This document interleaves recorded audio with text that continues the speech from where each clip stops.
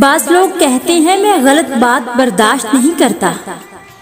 غلط بات ہی تو برداشت کرنی ہوتی ہے، ورنہ صحیح بات کو برداشت کرنے کی ضرورت ہی نہیں ہوتی۔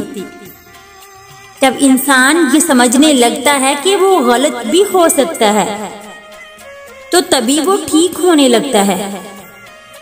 اللہ ان کو آزماتا ہے جن کو اپنے قریب لانا چاہتا ہے۔ جو دل میں لا سکتا ہے وہ مقدر بھی ملوا سکتا ہے۔ جب خاموشی وجود پر اترتی ہے تو انسان چاہ کر بھی گفتگو نہیں کر پاتا۔ یہ خاموشی انسان خود نہیں اوڑھتا، بلکہ حالات و واقعات انسان کو خاموش کر دیتے ہیں۔ اپنی شکایت بھول کر دوسروں کے دکھ سننا، یہ بھی ایک فن ہے، اور یہ فن ہر فنکار کے نصیب میں نہیں۔ تم کسی شخص کے اندر کی حقیقت کو نہیں جان سکتے۔